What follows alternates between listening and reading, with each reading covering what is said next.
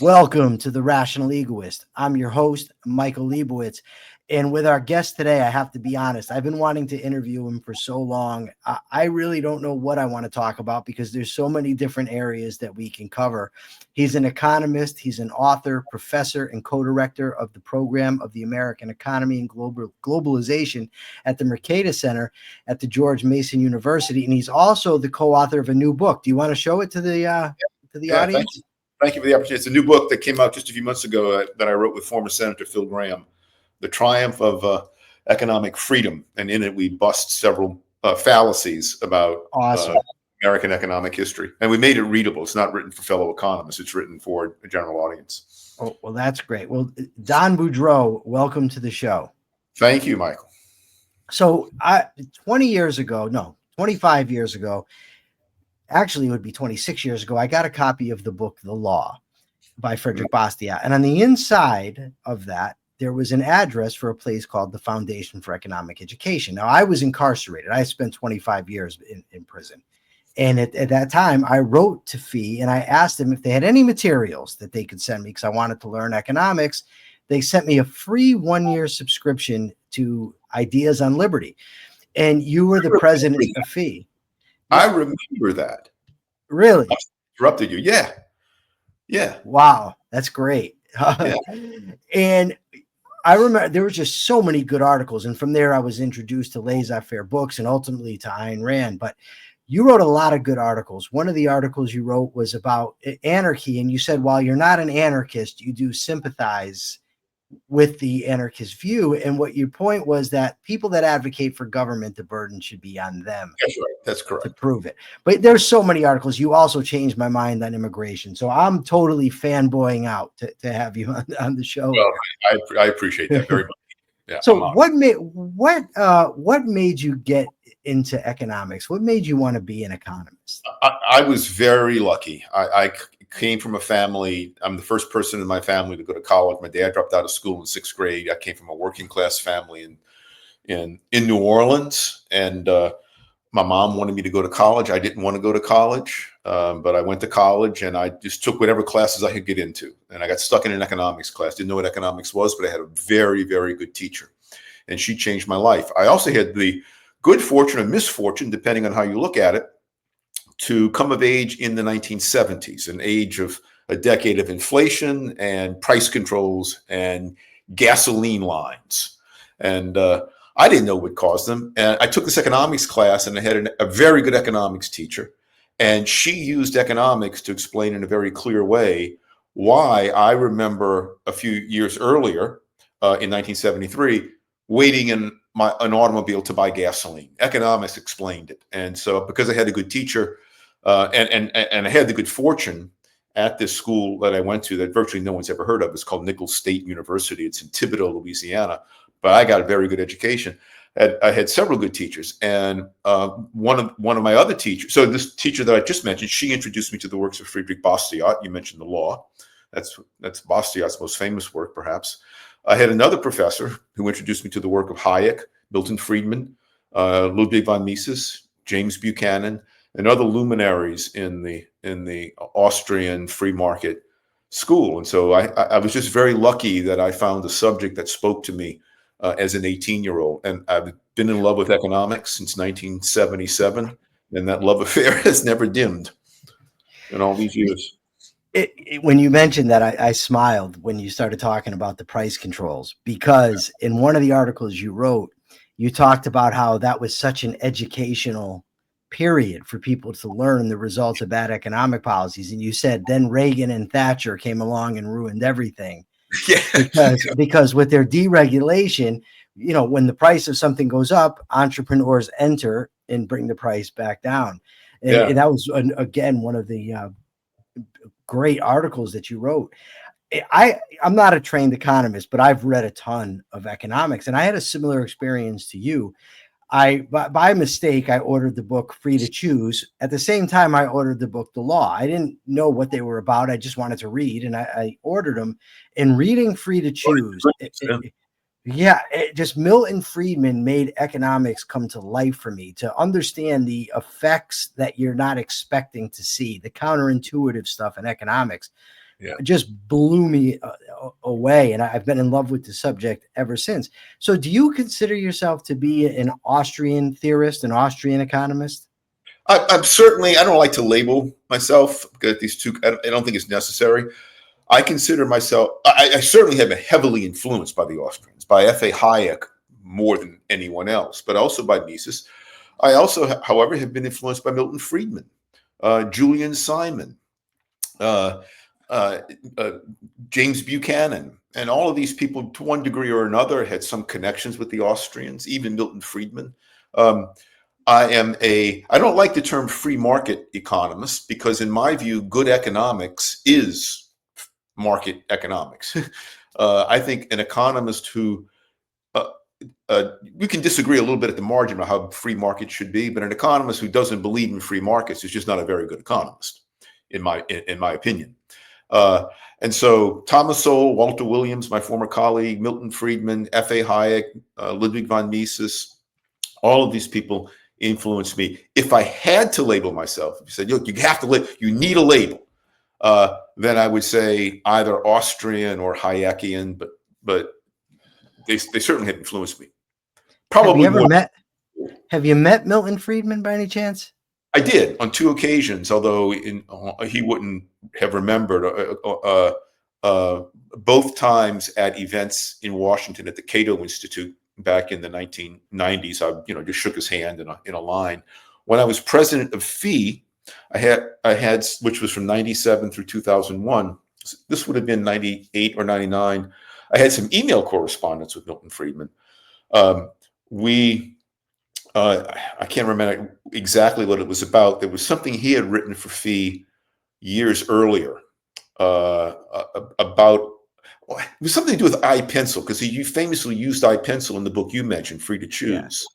Yeah. And I can't remember the details now. I have it somewhere in my files where I emailed him. I got his email address. He was out at the Hoover Institution in Stanford.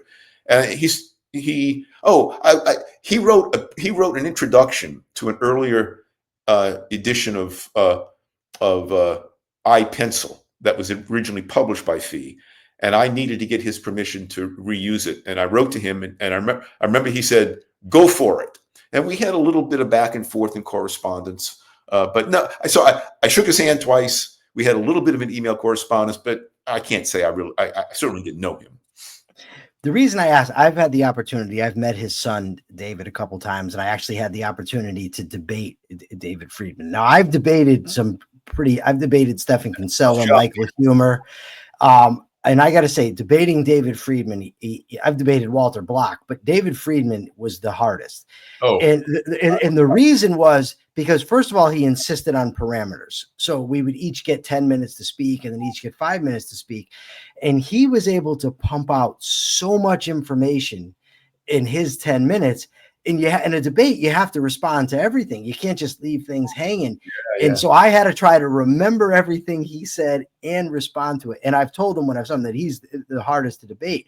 But I also asked him who the smartest person he ever met was. And he went through a list, and in that list, he included his father. And I just wanted to ask you, just engaging Milton Friedman, just the intellectual power coming from him just must be palpable, I'd imagine.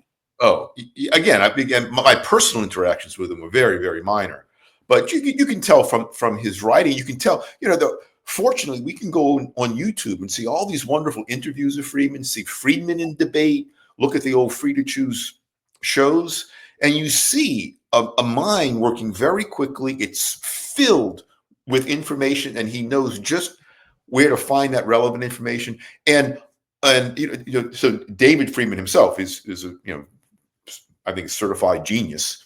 But Milton Friedman had that incredibly rare quality. This is not a hot take. I'm not sort of the first one to say it. But it's not breaking news. No, he had that incredible. He never got flustered. He smiled, and you just liked the guy, even if you disagree with him. You liked him because he never got angry at you, and he always respected his. At least he gave the appearance of respecting his intellectual opponents.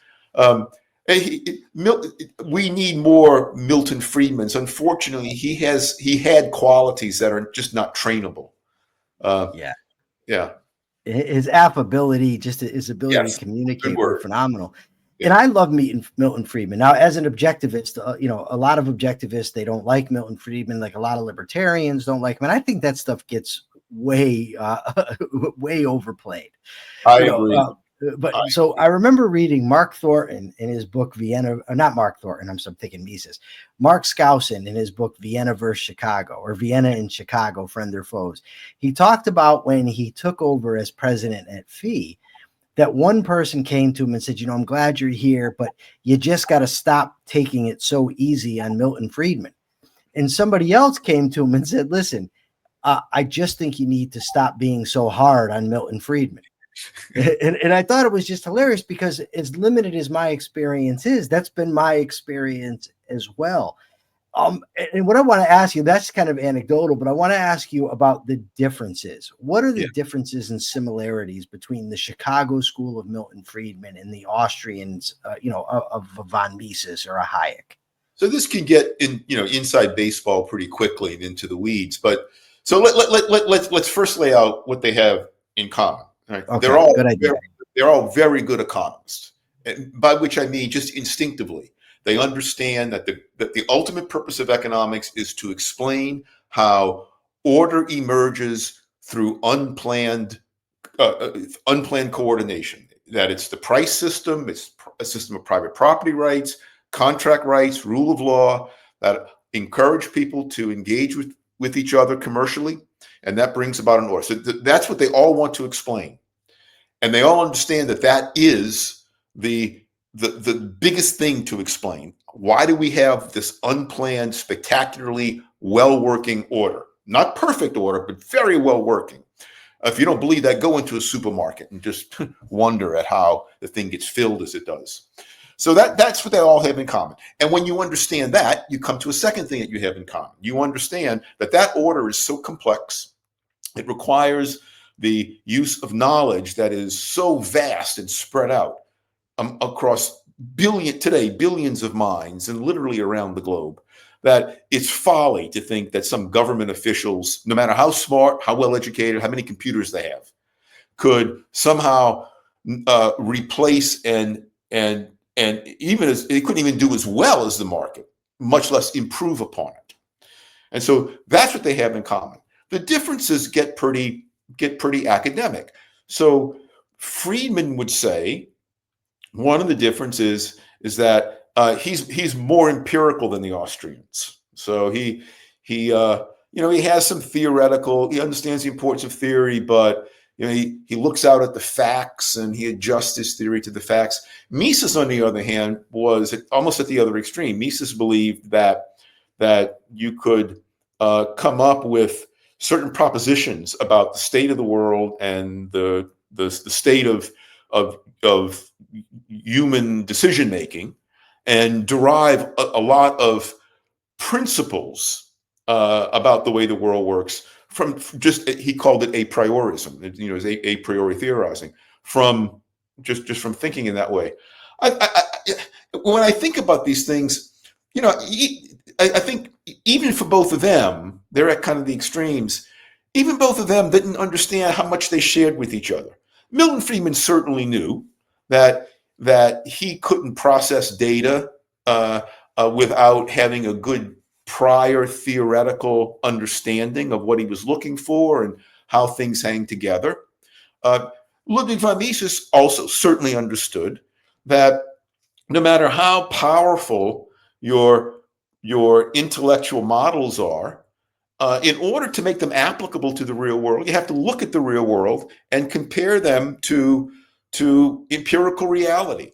And so in a way, I think even they themselves as men, scholars, overplayed the differences. I'm not saying the differences aren't real, but in my view, they're more differences in emphasis on what you're conscious of doing when you're doing economic science, as opposed to really being different ways of doing economic science. I think when you look, if you got to somehow got into their heads, the way they actually did economic science, I don't think was all that different. Now, the topics that they were interested in might have differed, Some of the conclusions they came to theoretically differed. Milton Friedman very famously has a very different understanding of the way the macroeconomy works from the understanding that was had by Mises and Hayek. But that was due more to, I think, differences in their theoretical understanding of the way the world worked. So I guess I'll conclude this part of the discussion by saying that I think the differences are overblown in a way. And of course, philosophically and ideologically, they knew they were cohorts. They knew they were comrades in arms, to use a Marxian term, comrades. And Milton Friedman, George Stigler, another Chicago School economist, and Mises, they were both original members of the Tolerance Society that Hayek founded in 1947. Bunch of socialists. But yeah, well, that's what Mises called it. Mises was, when it came to government policy, he was. I never met Mises. He died when I was 15, long before I got into the this world, the intellectual world. But he obviously he had very strong feelings about government intervention, and he was he surely was less tolerant of tolerance for some interventions that other people like Friedman or even Hayek were willing to tolerate. It's funny. I'll show you in a second, but a big difference that they had was on trade cycle theory. Yes, that's the macroeconomic difference that I referred to. That's exactly correct. Now, interestingly, I happen to have next to me The Monetary History of the United States by Friedman. Yeah. And I also have by Austrian Murray Rothbard, What Has the Government Done to Our Money and a History of Money and Banking. Yeah. I didn't plan on it. They're just over here. But yeah. So the Austrian theory, and if I get any of this wrong, feel free to tell me. The Austrian theory is essentially that, like prices send signals, interest rates send signals. And if the interest rate, when the interest rate goes down, if it's low, that sends a signal that people have that their time preference is not high. They have a low or they have a low time preference, meaning they're saving for the future. Yes. So if it was a purely free market, what this signal would send to entrepreneurs is that it's time to invest in the future. And so they would invest in what they call the goods of the higher order that are going to be, to help produce later on.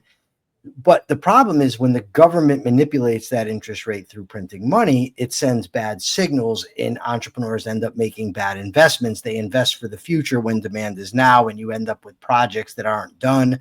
They're not meeting demand. The actual capital is not there in terms of savings. That's Whereas right. Friedman argued that there wasn't sort of all this relative pricing and inner workings. He just argued for a straight, when the money supply is increased, you'd have a boom, and if it's cut, you're going to end up with a decline. And he wanted to keep it settled. Is that? I mean, I know I'm simplifying, but it's actually your description of the Mises, Hayek, or Austrian trade cycle theory is actually very good. That's pretty much it. It's you get when the interest rate falls because people really do increase their savings. Well, that's a good thing. We devote more of our resources to building capital, which increases our productivity, and that's wonderful. But it does delay the time of arrival of the final consumption goods. But that's okay because people have increased their savings and they have, as you put it, the lower time preference. But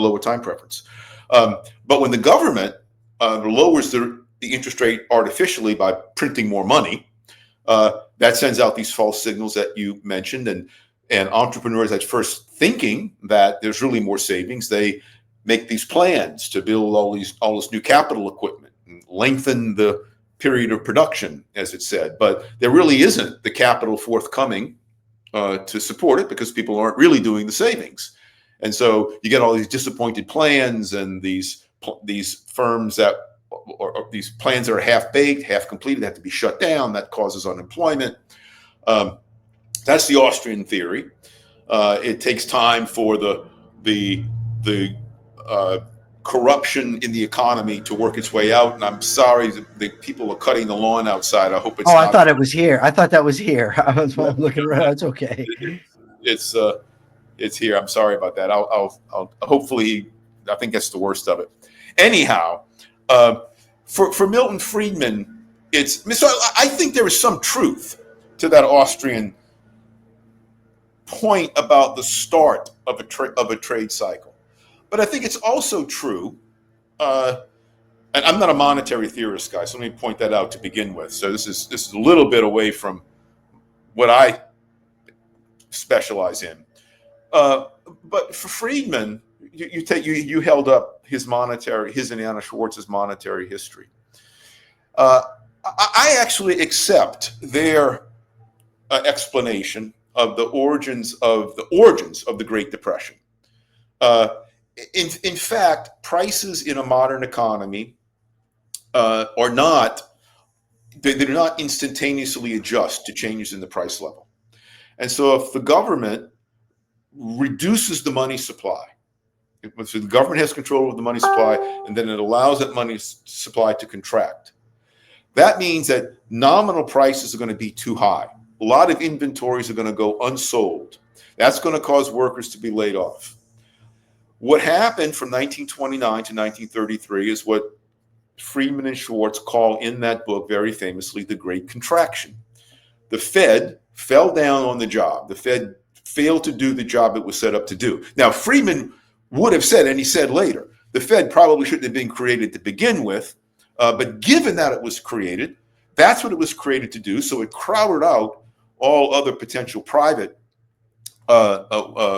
controls over the money supply. And it allowed the money supply to contract. And that caused a lot of economic problems in the very early 1930s. I don't think, though, that either the Friedman-Schwartz story or the Austrian story can explain the length of the Great Depression. I don't think the Austrian theory of misallocated capital can explain a depression lasting for 10 years. I don't think the Friedman story of contracting, Friedman wouldn't have claimed this either. He had other reasons too. But in my view, the reason the Great Depression lasted as long as it did was best explained by the economic historian Bob Higgs, with work that he did in the 1990s on what he calls regime uncertainty. So contrary to what a lot of people, I discussed this in the book that I did with Phil Gramm. What happened in the 1930s, contrary to what a lot of people believe, is that when this money supply contracted, Fed failure, and so there was unemployment, Herbert Hoover panicked. So he started intervening. Herbert Hoover was not, contrary to the popular myth, a proponent of laissez-faire. Herbert Hoover was one of the most interventionist presidents America had until that time. So he's creating the Reconstruction Finance Corporation. He's signing Smoot-Hawley. He's trying to prop wages up through government action, all counterproductive activities. So naturally, they make the economy worse because they're counterproductive. Well, the economy is really bad. Hoover's booted out. FDR comes in with his New Dealers. They're even worse than Hoover in many ways. So what Bob Higgs shows is that over the course of the 1930s, investors became, particularly when Roosevelt got into office, investors became so frightened of the security of their property rights and so unsure about the future of the economy. They didn't know what government was going to do. They're going to nationalize things. They're going to impose even higher taxes. So they just stayed on the sidelines. And it wasn't until after World War II.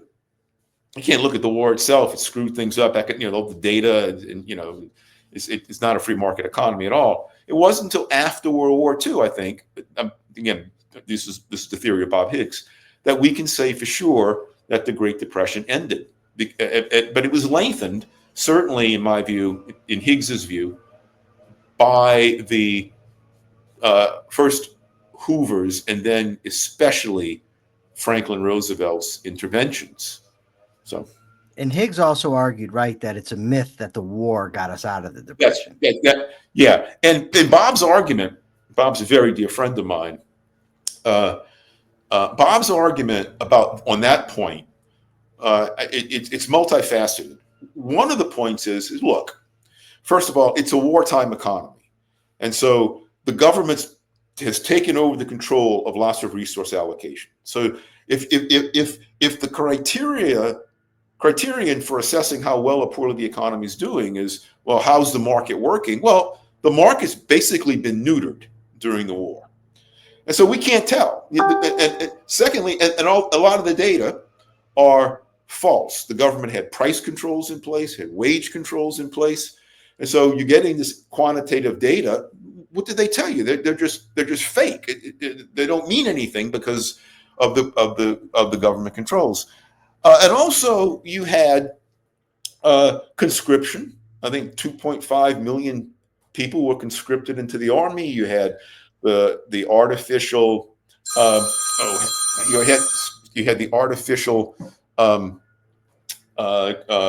creation of wartime industries, and all of that, of course, created employment, but it wasn't employment that was adding to goods and services that increased people's living standards. So Bob looked at the wartime economy. He looked at people's living standards during the war, the people back home.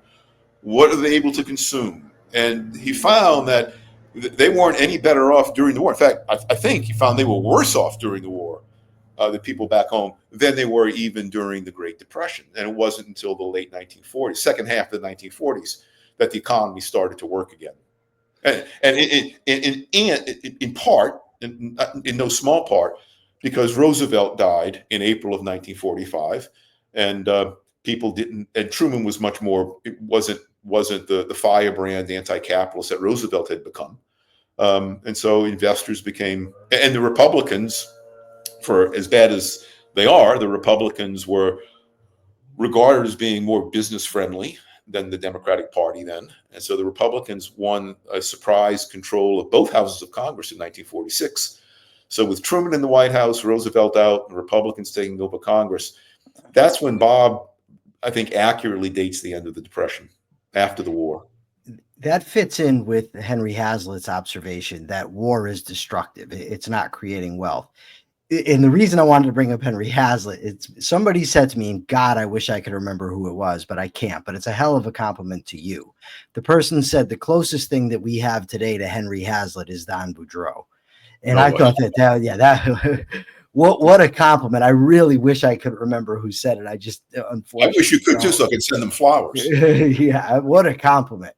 Yeah. But so your book that you have out now, it addresses, you said, some economic fallacies. What is, in your view, if you had to pick just one, what is the biggest economic fallacy that's out there now? So I can't pick just one, Michael. I have to mention two. So because it depends on your criteria. In terms of the fallacy that has had over time the worst effect on government policy, it's the Great Depression. The fallacy that the Great Depression was caused by capitalism, that it was caused by weaknesses in capitalism, caused by greed, speculation, and capitalism was only saved once Franklin Roosevelt brilliantly, fixed it up and tweaked it to make it more person friendly. So people believing that capitalism failed in the 1920s and was cured only by the government, that's just too big of a myth not to mention. But the second one I have to mention is because it's prevalent now, and it seems to be getting more prevalent by the hour, and we deal with both of these fallacies in our book. Excuse me, is the fallacy that for the past 50 years, so since the mid 1970s until today, that the American economy has been, and these are the words that are always used, hollowed out. America's industrial economy in particular has been hollowed out by free trade with foreign countries, that we don't make things anymore, that trade has caused wages to stagnate, that trade has enriched only the top 1% or top fraction of 1% of Americans, and the rest of us, as some people keep saying, haven't gotten a raise since 1975. I'm a time traveler from 1975, and believe me, we've all gotten raises. So those two, the Great Depression, in terms of its long lastingness, and in terms of its relevance today, the myth of the hollowing out of the American economy by trade since the mid-1970s. I'm glad you mentioned trade. I promise that what I'm about to say, I'm going to come back and tie it to trade. One of the greatest lessons I've ever learned in economics that blew me away when I first came across it was from Carl Menger and when he goes through the order of goods. And Menger talks about, contrary to popular belief, and this is still a prevalent belief, it's not the cost of productions that determines the value of the end product, but it's the anticipated value of the end product that determines the cost of production. Yeah. And when you think about it, it's obvious, because the people that are bidding up the cost of production are doing so because they're anticipating profit. You're very good. Yeah. And if the cost of production could actually determine value, then I could just go buy wood, set it on fire in my backyard, and sell a big pile of dust and say, look, I spent $2,000 on this, pay me, $3,000 for it. And of course, that's nonsensical. Yeah. So recently I host a show daily with Mark Pellegrino, the actor, called The Capitalist Corner. Yeah. And we were discussing the effects of tariffs. And tariffs are a cost of production. And I said, quite literally, it's not true that tariffs can cause inflation if you're defining inflation as a general rise in prices, which some people quibble with. I don't care. That's what people mean now when they say inflation. That's correct. And I said, the fact of the matter is tariffs cannot raise the general price level. I said, first of all, if companies could be charging more, they already would be. There'd be no reason to just leave that profit on the table. I said, secondly, if you do a mental experiment where the money supply remains constant and you put tariffs on some goods, even if the price of those goods goes up, that money is going to come from somewhere else. Yeah, the money is going to come from somewhere else, and so the price of other goods would go down. And I said, the reason that the price of the tariffs can raise prices is because that takes money away from investment, directs them toward taxes. So you end up with a lower supply, and therefore you're going to end up with a higher price from lower, because you have a lower supply. But the only thing ultimately that can cause prices generally to rise would be an influx of cash. Now, I got excoriated on social media for this. They told me, you're disagreeing with every economist. I said, what economist are you talking about that disagrees with my analysis? So I wanted to ask you what you think of my analysis, if you think I'm wrong. I'm generally in agreement. It's a misfortune that some careless opponents of President Trump's protectionism have said that it will cause inflation. Inflation is defined as a rise in the general price level. Tariffs, their first order effect is to raise some prices. But when people are spending more money on the goods that are tariffed, they're spending less money on other goods. And the first order assumption is that the price level is going to remain the same. So you get no change in the price level, but this distortion of relative prices caused by the tariffs creates economic inefficiency. Now, if we had a godlike figure running the inflation measurements, that godlike figure could figure out detect changes in quality. What would happen over time is that the reduction in economic efficiency caused by the tariffs would make the economy grow more slowly over time. And so as the economy grows more slowly over time, you get a reduced flow of output over time. And in a godlike inflation measurement, that might actually show up as a slight rise in the price level. But that's a little bit too esoteric and precious. I think the basic conclusion is the one you came to, that tariffs are not inflationary. Tariffs cause changes in relative prices, and that's why they are bad.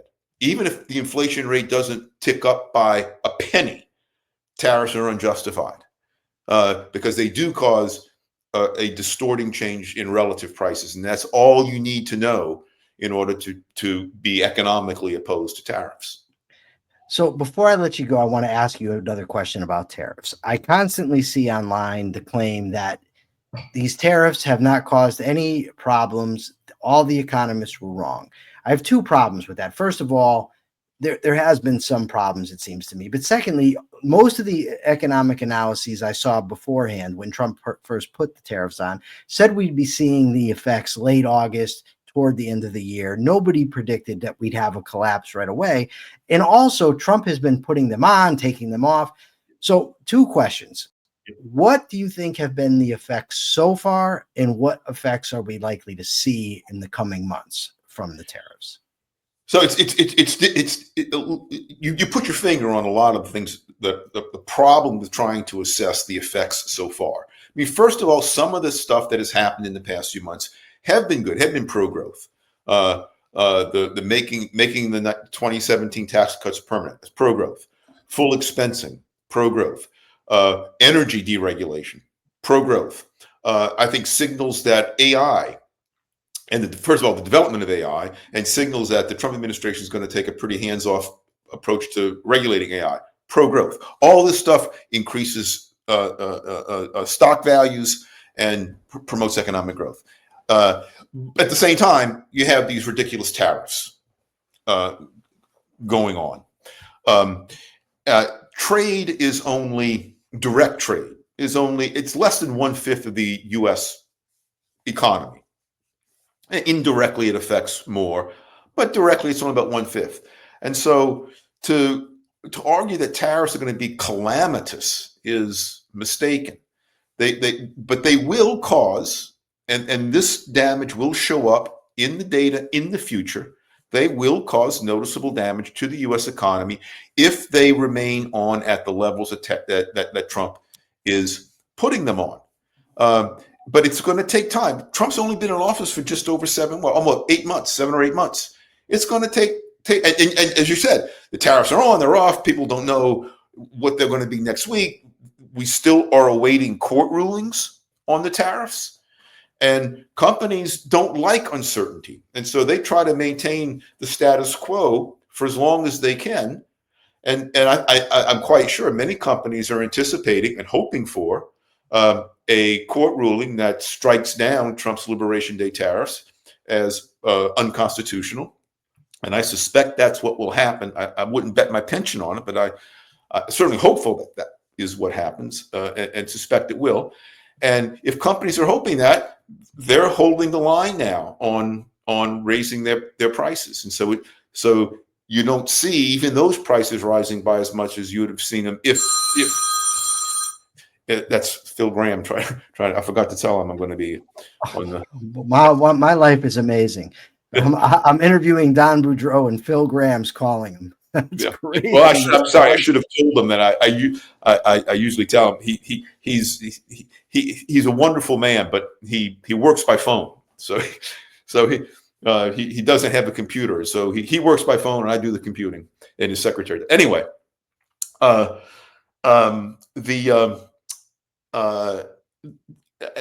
it's too early to tell in the data. So much else is going on, but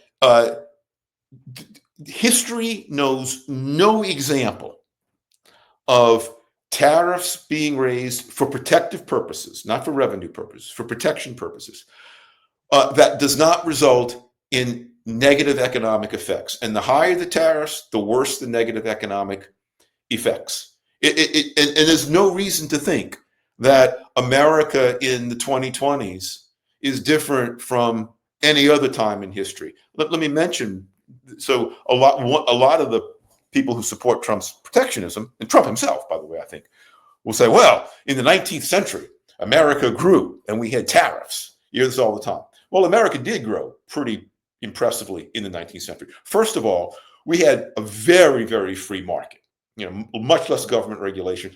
We had open immigration until the 1880s, and the Trump people aren't talking about that, of course. So we were getting some of the best workers, some of the best minds from around the world. Our markets were very free. It's true the United States had tariffs in the 19th century, but these tariffs varied. For much of the 19th century, these tariffs were kept low because they were only meant to raise revenue. And if you're trying to raise revenue, you don't want to raise the tariffs too high because it's going to keep too many imports out. You're not going to raise much in the way of revenue on those tariffs. We can identify certain periods in the 19th century when the tariffs did rise to protective levels. And what Gramm and I did in our book is we looked at annual industrial production figures for the entirety of the 1800s. And what we found is that in those 1800 years, 19th century years, when tariff rates were rising, America's industrial production was rising at a slower rate than in those years when tariff rates were falling. So pretty much for every year, there were some down years, but pretty much the 19th century was one of pretty steady annual increases in industrial production. But the speed at which that happened was not correlated with tariffs, or was correlated negatively with tariffs. Tariffs go up, industrial production growth goes down. Tariffs go down, industrial production growth goes up. That's in the data. And so it's very difficult to make a case that I mean, look, you don't, it boils down to this. You don't make a people richer by artificially obstructing their access to riches, which is what protectionism does. It says those people over there are willing to sell you stuff at attractive prices, at prices lower than those things can be produced and sold for here. But we're not going to let you buy them. And thank us, that's going to make you richer. How are you made richer? If someone puts a gun to your head and says, no, you can't buy that less expensive good, buy the more expensive one over here. And what's true for you doesn't become untrue when the gun is put to everybody's head and we're all told not to buy the less expensive good. Protectionism is nonsense on stilts. I mean, it's just, it is idiotic. And every argument that is made for it ultimately can be shown to be both illogical and at odds with historical reality. I tell you what, we might be better off had Bentham used protectionism as nonsense on stilts rather than rights are nonsense on stilts. Yeah, I'm stealing from Jerry Bentham. Yeah. Okay, listen, thank you so much for being here. Where can people find you, and where can they find your book? I'm going to include the link, but if they want to go somewhere else, let them know. So the book is available at Amazon.com. Go to Amazon, search Phil Gramm. That's easier to spell than Boudreaux, Gramm, and find the book. And it's available in a Kindle form too, but also hard copy. I think it's going to come out in a. It's also available audiobook, and I'm not sure just where that is. You can find me. I blog daily at Cafe Hayek, www.cafehayek.com. It's free. There are no advertisements on Cafe Hayek. It's just a labor of love that I do. So that's pretty much it. Cafe Hayek is where you can find me, and you can find me there every day. You also write sometimes for the American Institute for Economic Research, don't you? I have I used to have a weekly column, but I pulled that back. I now write twice a month for AIER. Yeah. You had a great one recently on H.L. Mencken, which I thought was phenomenal. We used that to talk on my show, The Capitalist Corner. We used that piece, and we discussed the Sage of Baltimore, great H.L. Mencken.